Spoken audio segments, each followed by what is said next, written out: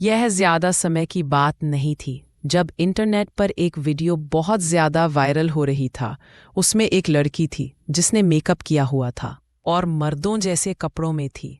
बहुत से लोगों को यह बिल्कुल पसंद नहीं आया। एक आदमी शॉर्ट्स और टी शर्ट में अपने बिस्तर पर बैठा हुआ था, हाथ में फोन था और वह शहर की न्यूज़ देख रहा था। कमरे का दरवाज़ा खुला था। उसके घने काले बाल और चेहरे पर गुस्सा छाया हुआ था। उसे यह न्यूज़ बिल्कुल भी पसंद नहीं आई थी। उसके मोटे शरीर ने भी उसे पागल बना दिया था।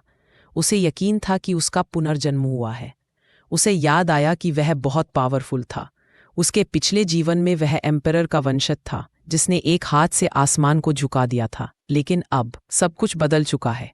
इस अजीब सी दुनिया में उसे हर रोज़ मर्दों के बारे में कुछ ना कुछ बातें बार बार सुनने को मिलती है।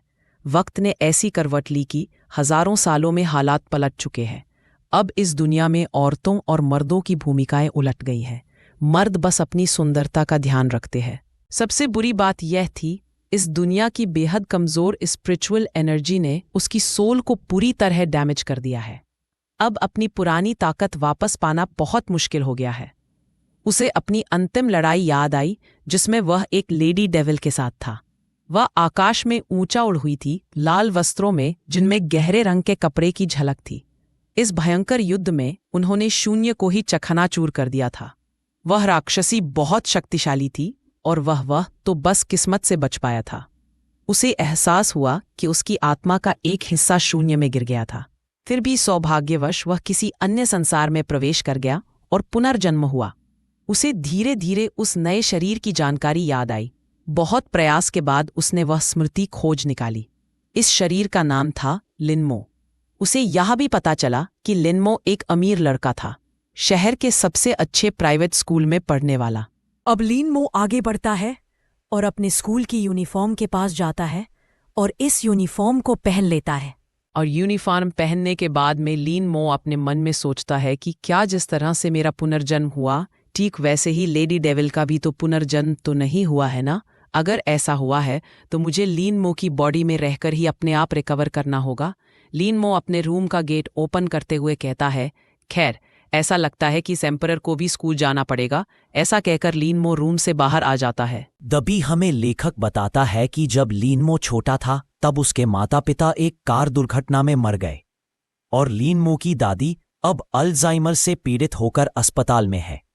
इस लिनमो की देखभाल करने वाला कोई नहीं था, इसलिए लिनमो एक अपरिचित चाची लिनमो की अभिभावक बन गई और उनका परिवार लिनमो के साथ रहने आ गया।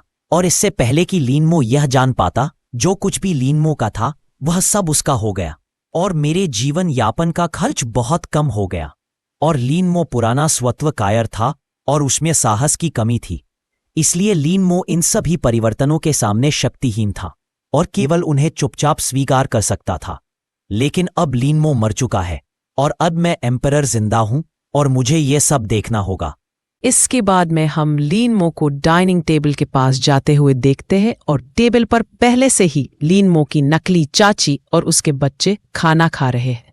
और लिनमो की चाची के बच्चे आंट लियू टिंगजुन और कजन लिन जेक्शुआन दोनों खाना खाते हुए लिनमो के ऊपर हंसने लगते हैं। और इसी वक्त आंट लिन लिनमो से कहती है, लिनमो, तुम सही समय पर आए हो। मैंने सुना है कि स्कूल में तुम्हारे साथ क्या हुआ था। हे यानहुई के साथ तुम्हारी सगाई बड़ों के बीच सिर्फ एक मजाक थी। इस बात को सुनकर लिनमो एक जगह का जगह जम जाता है और लिनमो की पुरानी यादों के अनुसार वह सगाई लिनमो की दादी ने बीमार होने से पहले की थी।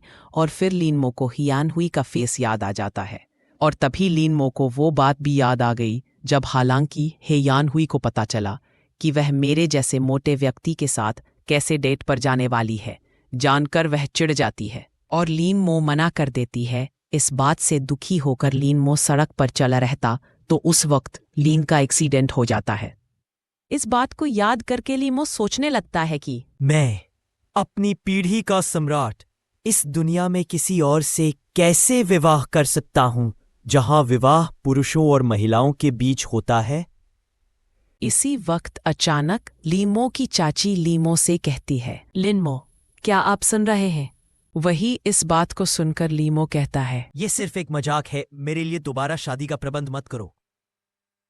इस बात को सुनकर लीमो की चाची ली हैरानी के साथ में लीमो को देखती है और अपने मन में कहती है, आज इस बच्चे में कुछ तो थोड़ा सा अलग लग रहा है। वही दूसरी तरफ लीमो अपनी चाची से कुछ नहीं बोलता है, खाना खाने के लिए बैठ जाता है और बैठने के बाद में लीमो खाने की तरफ देखता हुआ सोचता है कि मुझे यानी एम्परर को भूख नहीं लगती, लेकिन इस शरीर को भूख लगती है और एक बार इसे थोड़ा सा खाकर देखना चाहिए।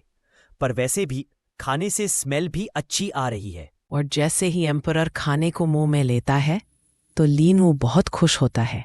लीनमो को खुश देखकर ब्रदर लीन जिक्शुआन लीनमो से कहता है कि चचेरे भाई, अगर मैं आपकी जगह होता तो विदेश में पढ़ता, क्योंकि यहाँ पर सभी आपको पसंद नहीं करते हैं। इस पर लीमो कुछ नहीं बोलता है, बस लीमो अपने मन में कहता है, मुझे ऐसी चींटियों से बात करने की क्या जरूरत है, जबकि यह सम्राट हजारों सालों से राज कर रहा है।